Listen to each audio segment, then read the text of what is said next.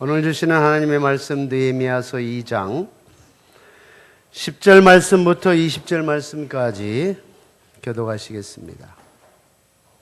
느헤미야서 2장 10절 제가 읽습니다. 호른 사람 산발랏과 종이었던 암몬 사람 도비아가 이스라엘 자손을 흥왕하게 하려는 사람이 왔다 함을 듣고 심히 근심하더라.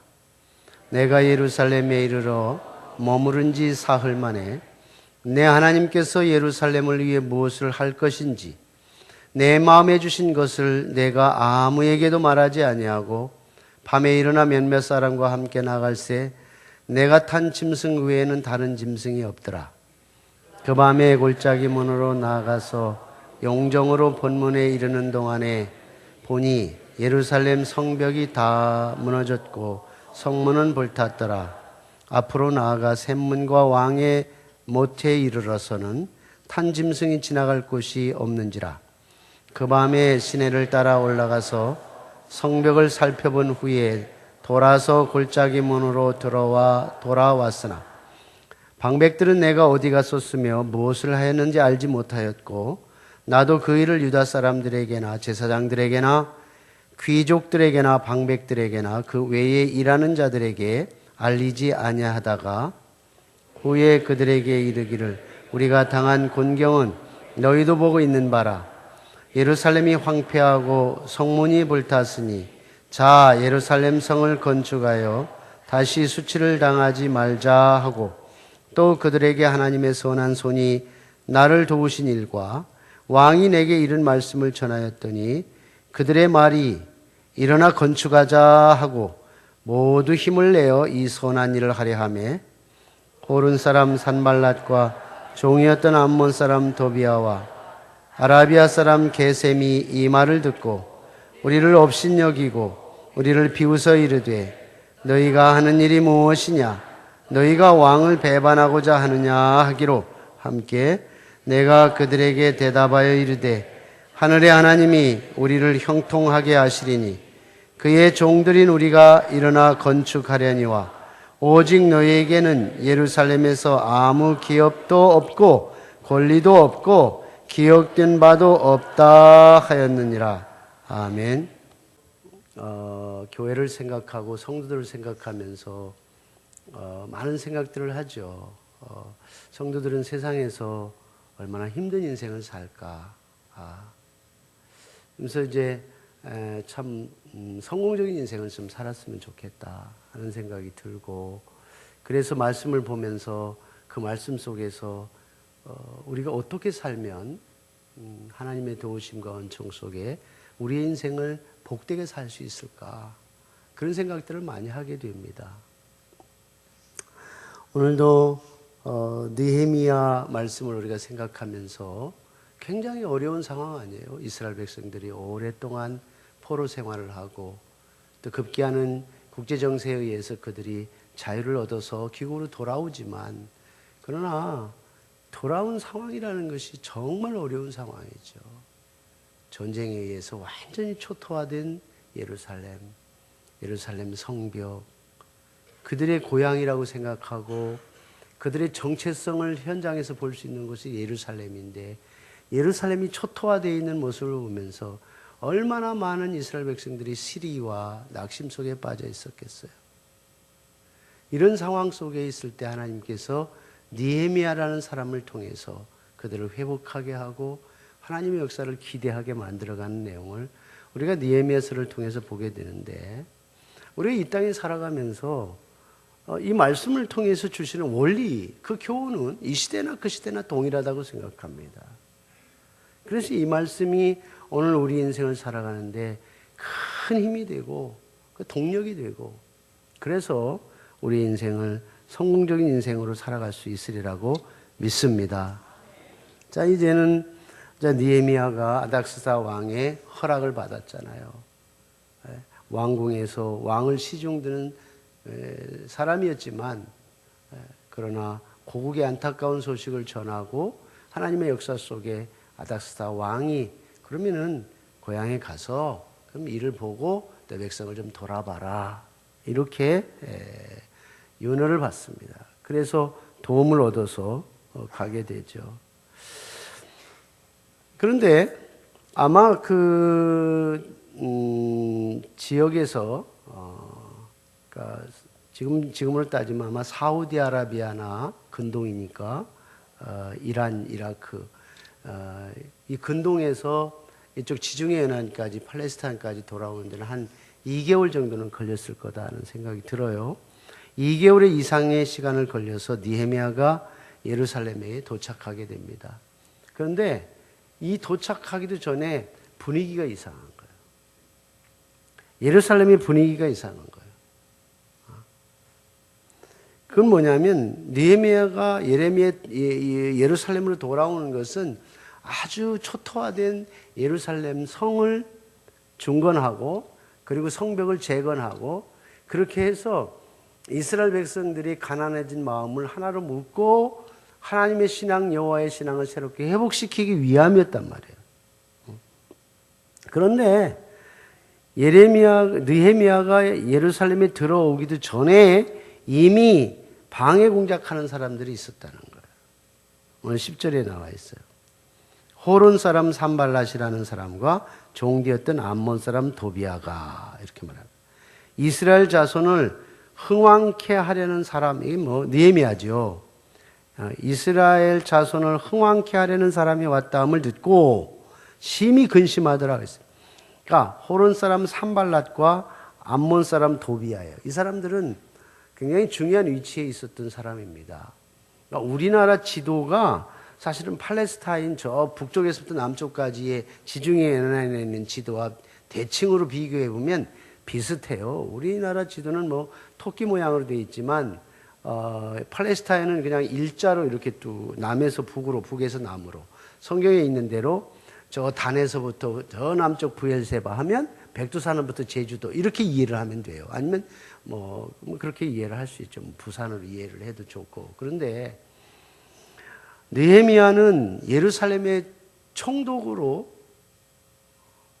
왕의 윤호를 받아서 오게 되는데 예루살렘에 가려면 거쳐야 할 곳이 있어요. 우리나라도 서울에 오려면 북쪽에서 38선을 넘어서 와야 하잖아요. 물론 배 타고도 올 수 있지만 그러나 걸어서 오면은 반드시 38선을 거쳐서 오듯이 그런 식으로 예루살렘에 오려면 사마리아를 꼭 거쳐서 와야 돼요. 그것이 보편적인 도로였단 말이에요.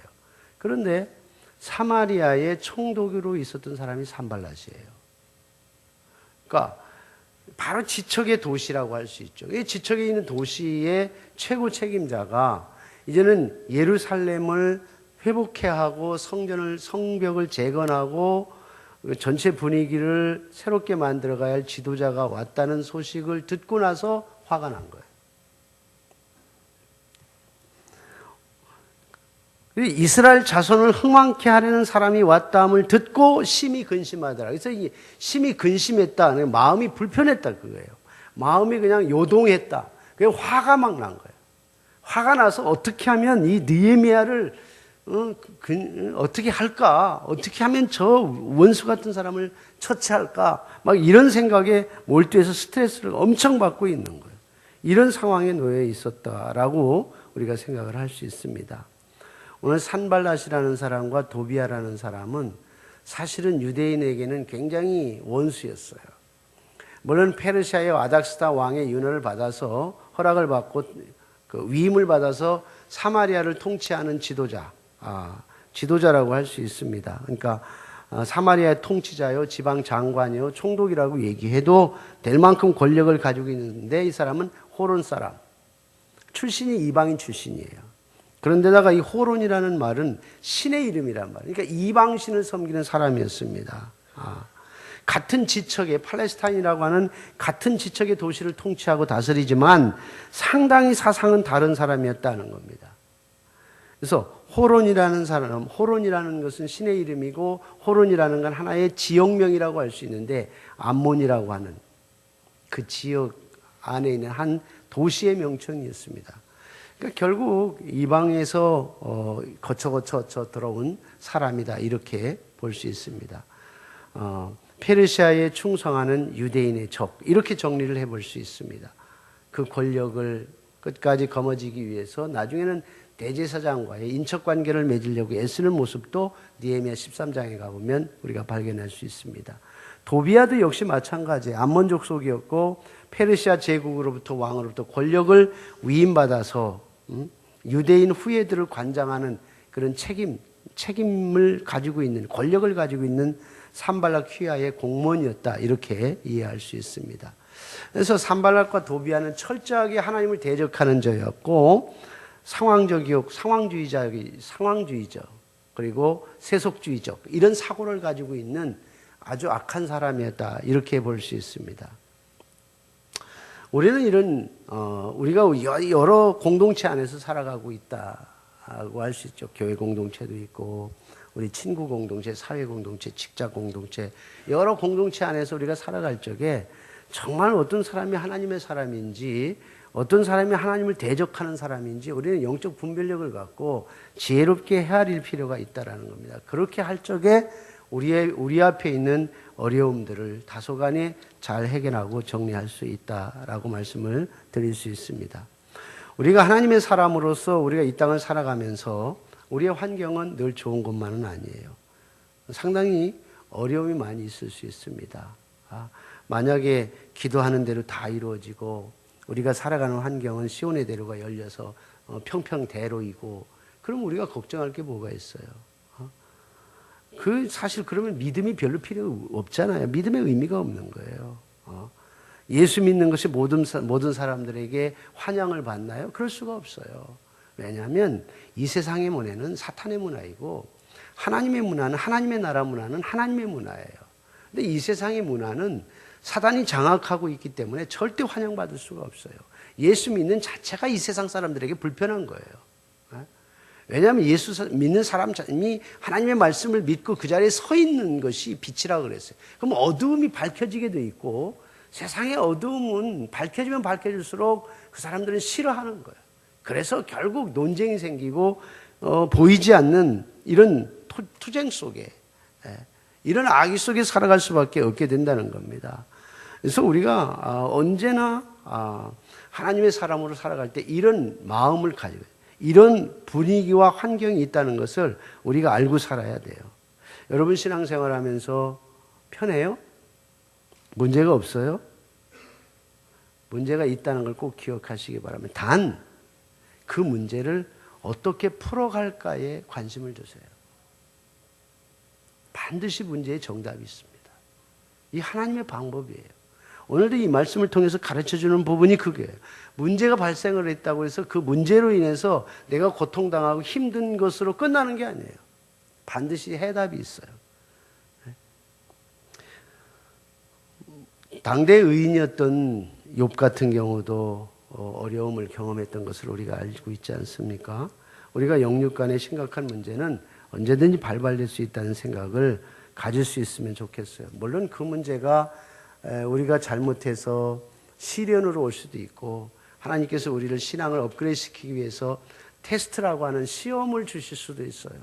그러나 우리는 그런 문제 때문에 우리의 인생이 낙담이 되거나 우리가 걸어가야 할 것에 멈칫거릴 필요가 없다는 상황이 없다는 일입니다. 여러분, 우리가 이런 상황이 있을 때, 이런 문제가 우리 앞에 있을 때 반드시 우리가 먼저 생각해야 될 부분은 하나님에 대해서 확신을 가져요. 왜 하나님에 대해서 의심하냐는 거예요. 내가 왜 이런 일이 있어야 되는가? 나에게 왜 이런 일이 있어야 되는가? 이런 생각들을 많이 해요. 사실 할 수도 있어요. 그렇지만 그것이 하나님을 의심하거나 하나님의 능력을 멀리 하게 되는 요인이 돼서는 안 된다. 우리의 신앙의 시험이 돼서는 안 된다는 거예요. 사실 지난 금요일 날도 우리 안수 집사님, 권사님 아이 손주를 위해서 기도해달라고 왔을 때 참 가슴이 아프더라고요. 그렇지만 그런 문제가 다 있어요. 누구나 다 있어요. 누구나 다 있을 수 있는 거예요. 근데 중요한 것은 그 자리에 나오는 거예요. 하나님께서 우리 사랑하는 아이를 도와주시고 은혜를 베풀어 주시고 선히 인도해 주실 믿습니다. 이게 중요한 거죠. 우리의 믿음이 중요한 거예요. 문제가 아니라 그 문제를 대하는 우리의 믿음이 중요하다는 거예요. 그 문제를 문제로 알고 하나님께 가지고 나오면 하나님께서 그 문제를 어떤 방법을 통해서든지 하나님이 지혜를 주실 거 아니에요? 할렐루야! 이게 우리의 믿음이란 말이죠. 여러분, 우리가 가지고 있는 문제에 대해서 하나님의 보이지 않는 그 능력의 손, 그 십자가 앞에 가지고 나올 수 있기를 주님의 이름으로 축원합니다. 다 있어요. 문제는 아브라함도 있고 모세도 있고 다윗도 있고 성경의 역사를 보세요. 예수님의 제자들 문제 얼마나 심각했어요. 그 문제 갖고 지적하고 그 문제 갖고 고민하고 그 문제에 빠져 있으면 안 된다는 거예요. 하나님이 반드시 해결해 주십니다. 근데 느헤미야가 예루살렘 성벽 건축이라는 선한 사역을 행하려고 할 적에 문제가 발생했잖아요. 그럼 우리가 지혜를 얻었으면 좋겠다는 거예요. 자, 오늘 말씀은 좀 더 구체적인 성공의 비결을 가르쳐주고 있는데 12절을 볼까요? 12절 우리 같이 읽어봅니다. 다 같이 본문 12절 시작. 내 하나님이 내 마음을 감하사 다시 한번 읽겠습니다. 시작. 내 하나님이 내 마음을 감화하사 예루살렘을 위하여 행하게 하신 일을 내가 아무 사람에게도 말하지 아니하고 밤에 일어나 두어 사람과 함께 나아갈새 내가 탄 짐승 외에는 다른 짐승이 없더라. 하나님께서 느헤미야에게 감동을 주셨어요. 그래서 하나님이 내 마음을 감화하사 예루살렘을 위해서 행하게 하실 일을 내가 하나님이 나에게 말씀해 주셨어요. 그러니까 하나님이 나에게 주신 것은 미래의 비전 아니에요? 미래 분명한 내 삶의 타켓이란 말이에요. 그 목표를 하나님이 나에게 주셨어요. 그걸 이 사람 저 사람에게 떠버리지 아니하고 어떻게 할까 고민하면서 하나님의 지혜를 얻은 거예요. 그 말은 뭐냐면 내가 직접 문제를 파악해보자. 문제 해결을 위해서 한 발짝 내디디는 첫 스텝이에요. 물론 느헤미야는 하나냐라는 자기 사촌 동생을 통해서 예루살렘에 대한 소식을 다 들었어요. 들었지만 그것이 충분하지 않았어요. 자기 눈으로 확인하고 기도하면서 그 현장을 바라보고 그리고 하나님이 어떻게 이 문제를 해결해 주실까 기도하면서 현장을 정확하게 파악하고 싶었던 거예요. 문제 해결을 위해서는 정확하게 파악하는 것이 필요하죠. 정확하게 꼼꼼히 짚고 넘어가고 그리고 그걸 기초로 해서 잘 계획을 세우는 거예요. 하나님, 이런 문제가 이런데 어떻게 할까요? 하나님이 지혜를 주시면 그걸 가지고 쫙 정리를 해나가는 거예요. 그래서 이제 13절에도 보면 느헤미야가 예루살렘 성벽의 상태를 다 돌아봅니다. 그 밤에 골짜기 문으로 나가서 용정으로 본문에 이르는 동안에 보니 예루살렘 성벽이 다 무너졌고 성문은 불탔더라. 현장을 꼼꼼히 살피는 거예요. 정확하게 상태를 파악한 거죠. 그래서 우리가 우리 앞에 있는 문제를 놓고 탄식하고 낙심하고 절망하는 게 아니라 그 문제를 어떻게 공략할까 하는 부분을 놓고 하나님께 지혜를 구하는 거예요. 그래서 이렇게 하면 되겠구나. 하나님이 이렇게 말하자고 말씀하시는구나. 그러니까 인간적인 생각으로 고민하는 게 아니라 하나님의 지혜로 그 문제를 보는 거예요.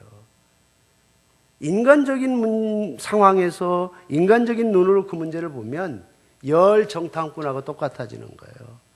하나님이 주신 선물인 가나안 땅을 바라보면서 믿음으로 봐야지, 믿음으로.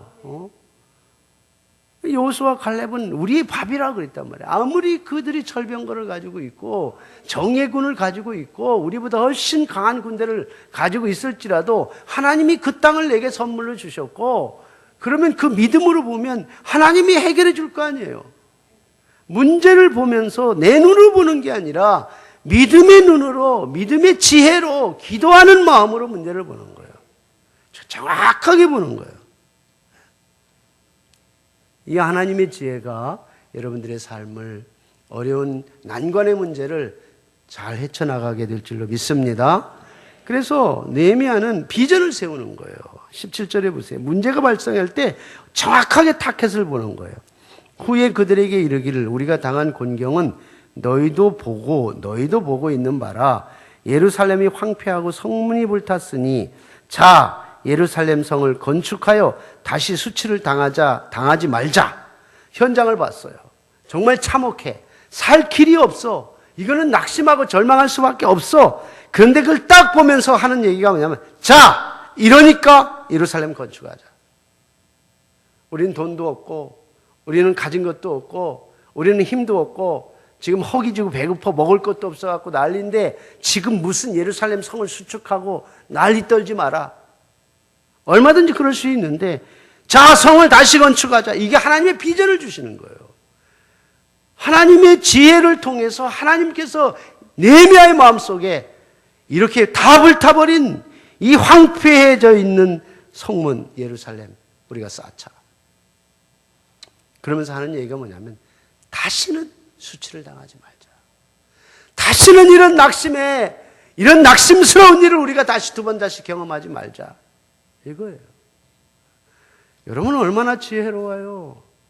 우리 인생이 참 힘들고 험악하잖아요. 살기 어렵잖아요. 우리의 생각이 참 중요해요. 그래서 문제는 만날 수 있지만 문제 때문에 낙심하거나 좌절하지 말고 오히려 적극적으로 나가라는 거예요.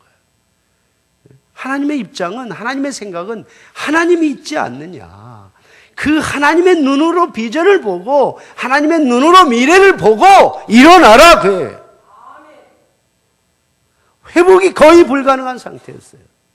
도무지 회복할 수 없어요. 그래서 우리의 당한 곤경은 너희도 목도하는 바라 이랬잖아요. 지금 상황이 한번 봐봐라.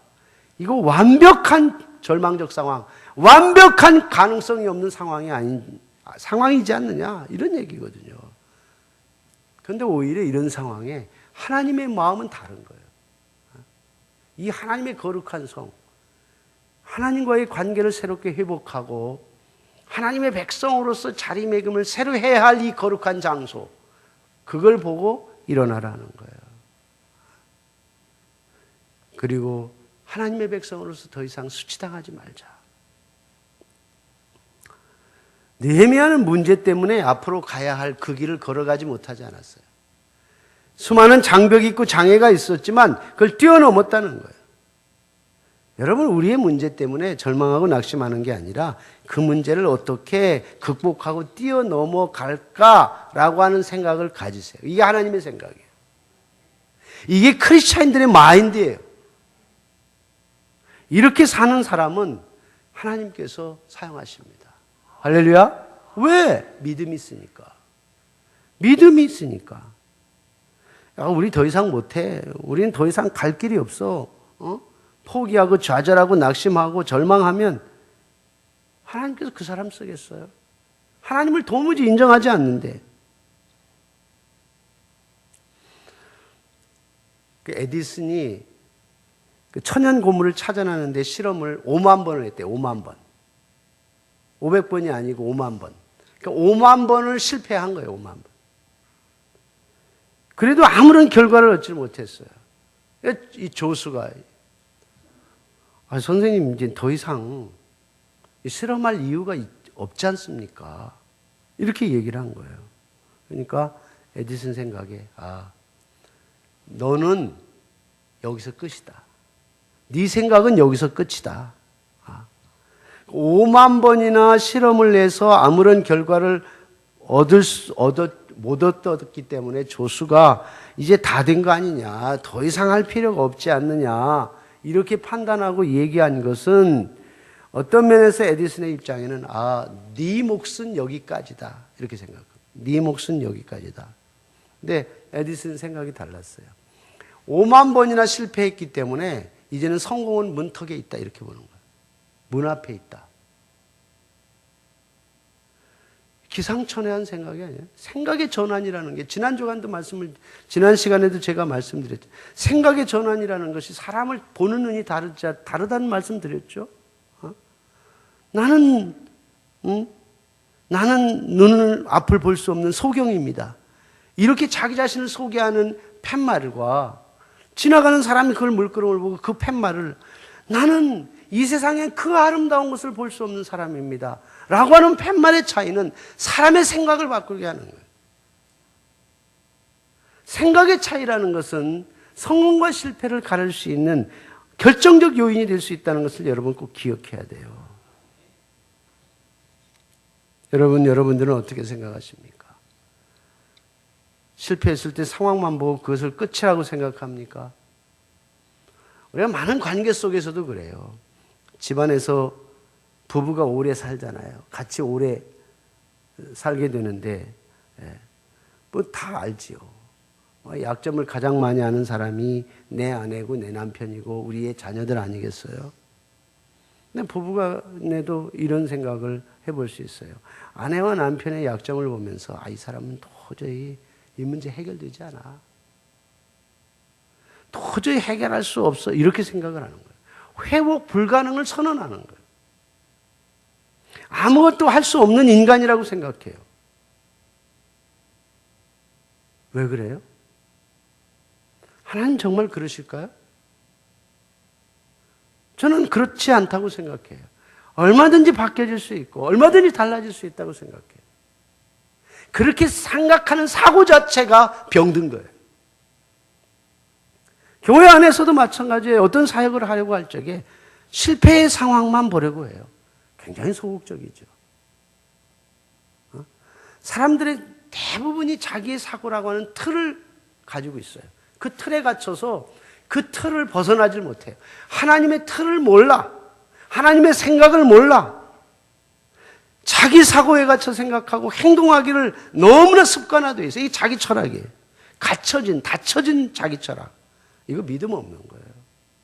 그 사람에게는 하나님이 없어요. 교회를 다닌다고 해도 하나님이 없는 사람이에요. 믿음이 있는 사람이 어떻게 자기 철학에 자기 틀에 가둬놓고 자기 자신을 생각하고 평가하냐고요.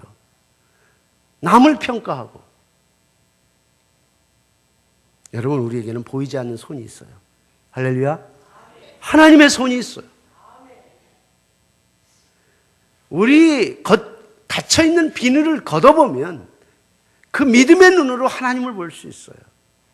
믿음의 눈으로 하나님을 보고 그 하나님을 보고 사건을 보는 거예요. 그 하나님을 보고 그 하나님의 눈으로 사람을 보고 이웃을 보고 지체를 보는 거예요. 그럼 달라지는 거예요. 지체라는 말을 하니까 우리 미국에서 우리 목사님, 남목사님 귀한 손님이 오셨는데 중간에 그런 얘기 하시더라고요. 지체. 그리스도 안의 공동체 지체라는 그 암 때문에 장을 다 잘라내셨다고. 다 잘라냈는데 주변에 있는 대장을 잘라내면 소장이 대장의 역할을 해요. 저희 아버님도 위암이라서 위를 다 잘라냈어요. 그럼 우리 어떻게 음식을 소화할 수 있나? 음식을 어떻게 할 수 있나? 근데 12지장이 위의 역할을 하더라고요. 여러분, 이게 지체예요, 지체. 목사님 말씀에 기 같았으면 아마 그 기관이 고장나면 전체가 마비되죠. 그냥 끝이죠. 근데 몸은 독특하게 하나님 만드셨어요. 지체로 만들었어요. 오른손이 병나면 왼손이 오른손까지 다 해요. 우리는 언제나 하나님의 시각을 갖고 봐야 돼요. 교회 공동체나 지체나 우리 주변을 그런 안목으로 시야로 바라보고 우리가 가능성을 부여할 필요가 있다는 거예요. 여러분, 느헤미야는 무너진 성벽만 보고 불타버린 성문만 보면서 아무것도 할 수 없다 이렇게 판단하지 않았잖아요. 그래서 우리가 믿음을 통해서 보이지 않는 손에 하나님의 손에 그 믿음을 통해서 우리 사건을 바라보면서 생각은 앞을 향해 가는 거예요. 더 이상 이제는 수치를 당하지 말자. 더 이상 하나님의 민족으로 하나님의 선택된 백성으로서 이방에게 짓밟히지 말자. 다짐하는 거예요. 우리 스스로도 우리 자신이 처해 있는 환경이 열악할 수도 있고 부모에게 물려받지 못해서 많은 것 물려받지 못해서 힘든 상황에 출발할 수도 있지만 절대 낙심하지 말기 바랍니다. 하나님께 주신 비전을 가지고 힘차게 달려나갈 수 있기를 주님의 이름으로 축원합니다. 근데 이제 느헤미야가 이런 마음을 갖고 성벽을 수축하려고 하고 꿈을 갖고 새롭게 일어서려고 하는데 이게 또 힘든 거예요. 계속해서 밤에 방해 공작을 하는 것을 볼 수 있어요. 오늘 29절인데요.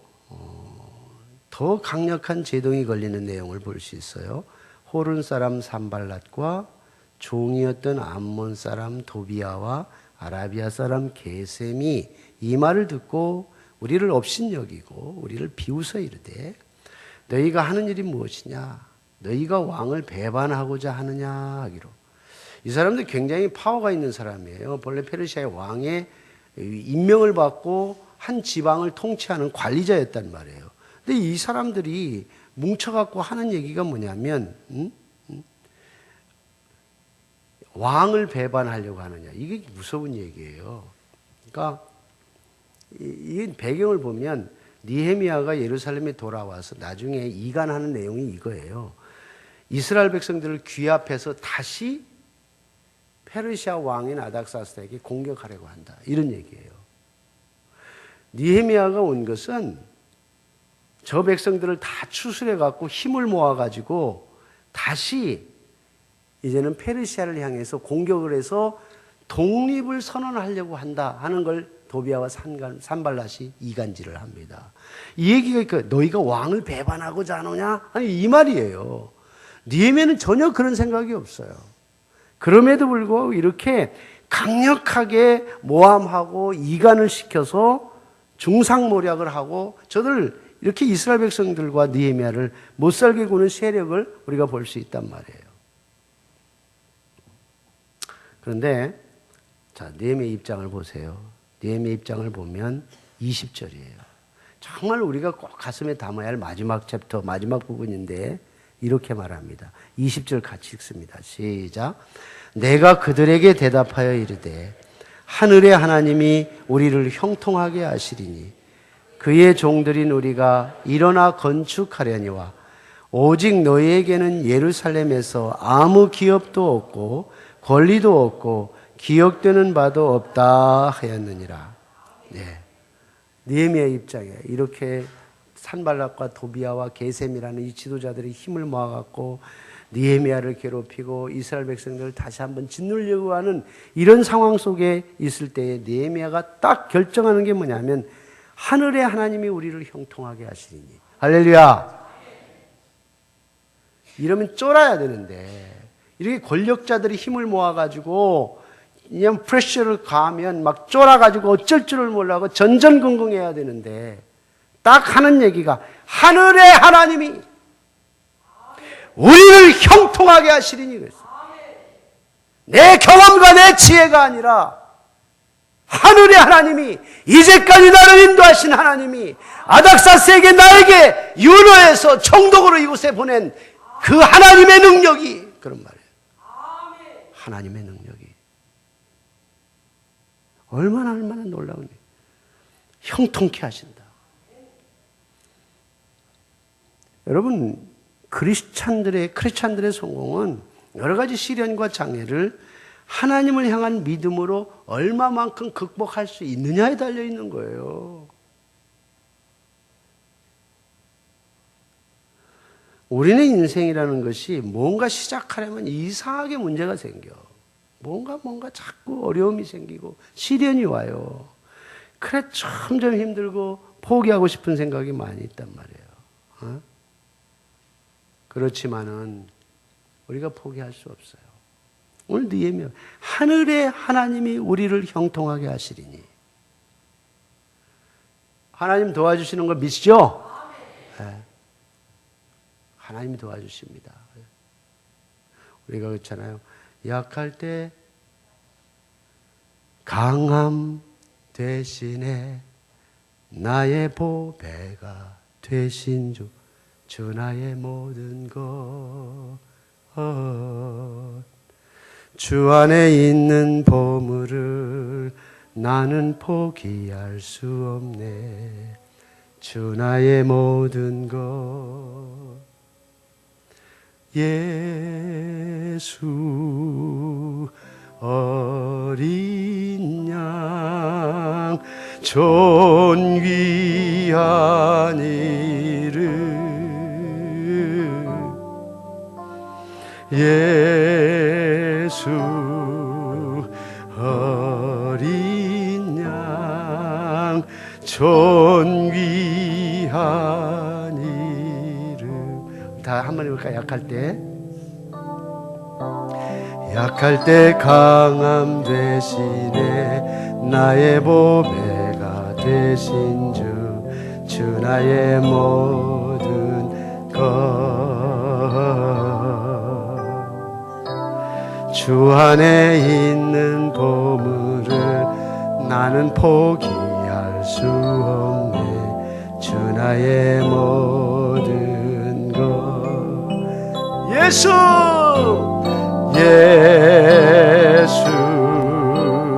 어린 양 존귀한 이름 예수 어린 양 존귀한 이름. 십자가 죄사하셨네. 십자가 죄사하셨네.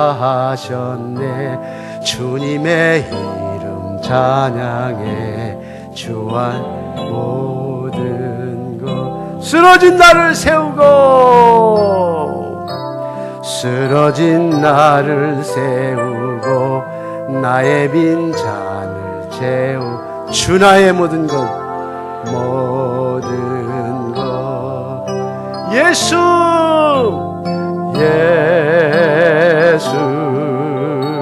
어린 양 존귀한 이름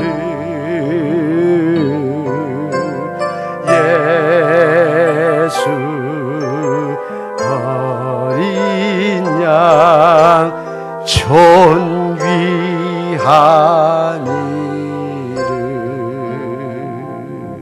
할렐루야. 쓰러진 나를 세우시는 주님, 하늘의 하나님이 우리를 형통케 하시리니. 할렐루야. 그리고 정말 중요한 것은 그의 종들인 우리가 일어나 건축하려니와 그랬어요. 정말 중요한 것은 뭐냐면요, 하나님께서 우리를 일으키실 뿐만 아니라 우리가 그 자리에 가만히 있는 것이 아니라 그의 종들인 우리 느헤미야와 이스라엘 백성들이 일어나 예루살렘에 있는 성벽을 건축하고 재건하고 새롭게 만든다는 거예요. 우리 믿음의 사람들이 가끔 착각하는 거, 하나님이 다 해주실 거야. 아니요. 여러분, 감나무 밑에 감 이렇게 입 벌리고 있으면 홍시가 떨어지는 줄 아세요? 홍시를 따먹어야 돼요. 하나님께서 우리에게 지혜를 주시고 하나님께서 우리에게 보이지 않는 손으로 형통하게 해주시지만 우리는 철저하게 우리가 힘을 모아서 주님의 자리에 나가야 되는 거예요. 우리가 우리의 정해진 목표를 향해서 우리가 분연히 일어나서 감당할 수 있어야 된다는 거예요.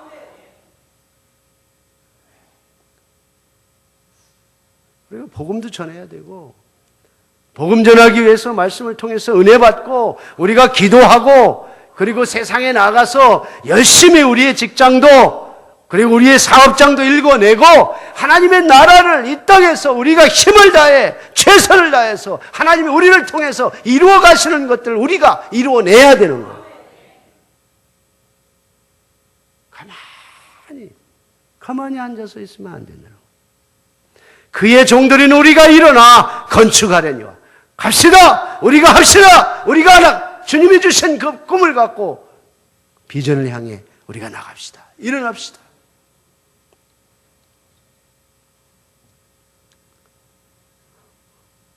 오늘 이렇게 산발랏과 도비아가 자기네끼리 화가 나가지고 공개적으로 공격하고 비웃고 기를 막 죽이고 모함하고 중상모략하고 이게 일어나기가 쉽지 않아요. 근데 느헤미야의 입장은 이스라엘 백성 누가 뭐라고 해도 하나님의 백성이고 하나님께서 세워갈 것이고 하나님께서 당신의 뜻을 이루어갈 것이다. 우리는 그의 말씀에 순종하고 나가면 된다. 이게 느헤미야의 생각이었어요. 여러분, 하늘의 하나님이 우리를 형통케 하신다는 확신만 있으면 우리에게 받은 사명은 우리가 감당하는 거예요. 할렐루야. 나가라면 나가고 선교사라면 선교사로 가고 또 사역 목회자라면 목회자로 가는 것이고 일반 평신도라 할지라도 내가 사명을 갖고 세상을 향해 가는 거예요. 직장도 사업장도 하나님 나라를 위해서 일궈 가는 거예요.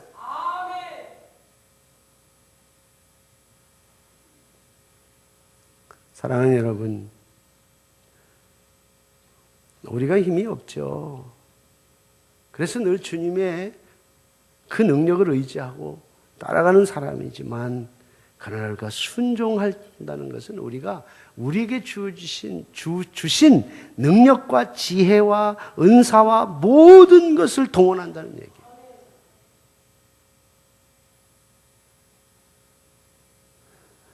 우리가 하나님의 은혜가 없으면 아무것도 할 수 없어요. 그분이 형통케 해주시지 않으면 아무것도 할 수 없지만 그러나 동시에 우리는 당신이 나를 부르신다면 하나님이여 당신이 나를 부르신다면 나는 일어나겠습니다.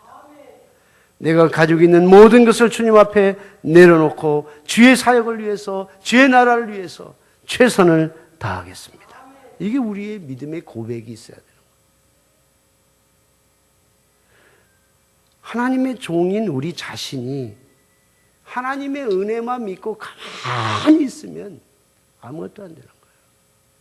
그래서 교회는 일어나는 사람 10%, 10%가 하는 거예요. 보세요. 하는 사람이 해요. 순종하는 사람이 해요. 기도해도 오는 사람이 와요. 모이는 사람이 모여요. 하는 사람 안 와요. 순종을 해야죠. 내가 나오는 거, 내가 내 힘으로 드리는 거. 여러분, 이제는 우리의 마음속에 이 네거티브 마인드를 내려놓고 이제는 우리 입술에서 고백하는 것만 하지 말고 그런 거 다 내려놓고 이제 하나님께서 하나님의 능력을 믿고 의지하고 내게 주신 것 다 주님께 100% 드려서 하나님의 역사 100%, 나의 헌신 100% 해서 주의 나라를 이루는 거예요. 이게 성경적인 거예요. 정리합니다. 여러분, 오늘 문제를 보고 반응할 적에 느헤미야의 방법을 이미테이션 하세요. 느헤미야가 주는 교훈을 받아들이시기 바랍니다.